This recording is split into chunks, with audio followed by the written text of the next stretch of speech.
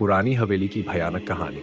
गांव से दूर एक घने जंगल के बीचों बीच एक पुरानी हवेली खड़ी थी। इस हवेली के बारे में गांव वालों के बीच कई डरावनी कहानियां प्रचलित थीं। कहते थे कि रात के समय हवेली से अजीब अजीब आवाजें आती थीं, जैसे कोई रो रहा हो या फिर किसी का दर्द भरा चीख सुनाई देती हो। इस हवेली में कोई भी रात के समय जाने की हिम्मत नहीं करता था।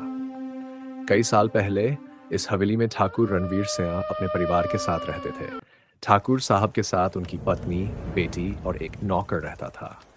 हवेली बहुत ही आलीशान और सुंदर थी, लेकिन ठाकुर के परिवार को सुख शांति कभी नसीब नहीं हुई।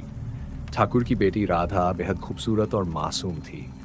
उसकी मुस्कान से मानो पूरा घर रोशन हो जाता था। लेकिन एक दिन कुछ ऐसा हुआ जिसने सब कुछ बदल दिया। राधा की शादी एक संपन्न जमींदार के बेटे से तय हुई थी। विवाह की तैयारियां जोरों पर थीं, लेकिन विवाह से कुछ दिन पहले राधा अचानक गायब हो गई। पूरे गांव में उसकी तलाश की गई, लेकिन उसका कोई पता नहीं चला। घर में मातम छा गया। ठाकुर और उनकी पत्नी राधा के गम में टूट चुके थे। इसके कुछ ही दिनों बाद ठाकुर की पत्नी ने आत्महत्या कर ली और ठाकुर भी गहरे दुख में डूबकर कुछ समय बाद चल बसे। इस हादसे के बाद हवेली को बंद कर दिया गया। लेकिन कुछ समय बाद गांव वालों ने हवेली से अजीब अजीब आवाजें सुननी शुरू की। लोग कहते थे कि रात के समय राधा की आत्मा हवेली में भटकती है और वह अपने परिवार को ढूंढती है। कुछ साल बाद एक दिन गांव में एक युवा जोड़ा आया। वे शहर से थे और इस जगह की खूबसूरती के बारे में सुनकर घूमने आए थे। गांव के लोगों ने उन्हें पुरानी हवेली के बारे में बताया, लेकिन नहीं माने। उनकी जिज्ञासा ने उन्हें उस हवेली की ओर खींचा। रात का समय था जब वे दोनों हवेली के अंदर दाखिल हुए। अंदर का दृश्य काफी भयावह था। दीवारों पर पुराने खून के धब्बे, टूटी फूटी खिड़कियां और चारों ओर घना अंधेरा फैला हुआ था। अचानक उन्हें एक धीमी आवाज सुनाई दी जो धीरे धीरे तेज होती जा रही थी। वे दोनों डर के मारे सिहर उठे।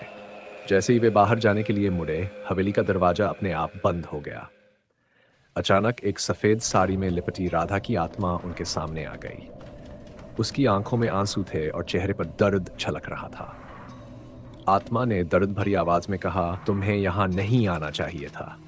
मैं यहां पिछले कई सालों से फंसी हुई हूं। मुझे मेरे पिता और माँ की तलाश है। उन्होंने मुझे छोड़ दिया। वहां के माहौल ने उनके दिल में भय बैठा दिया। दोनों ने आत्मा से माफी मांगी और प्रार्थना की कि वह उन्हें छोड़ दे। राधा की आत्मा ने उनके प्रार्थना को सुना और उन्हें जाने दिया। वापस लौटते समय उन्होंने गांव वालों को सब कुछ बताया। गांव के बुजुर्गों ने बताया कि राधा की आत्मा को मुक्ति नहीं मिली क्योंकि वह अपने परिवार से बिछड़ गई थी। तभी से हर पूर्णिमा की रात को राधा की आत्मा हवेली में दिखाई देती थी। आज भी वह पुरानी हवेली गांव के बाहर खड़ी है, लेकिन कोई भी वहां जाने की हिम्मत नहीं करता। लोग कहते हैं कि हवेली में अभी भी राधा की आत्मा का वास है, जो अपने परिवार की तलाश में भटक रही है। अगर आपको ये वीडियो पसंद आया हो तो कृपया चैनल को लाइक करें और सब्सक्राइब करें। धन्यवाद।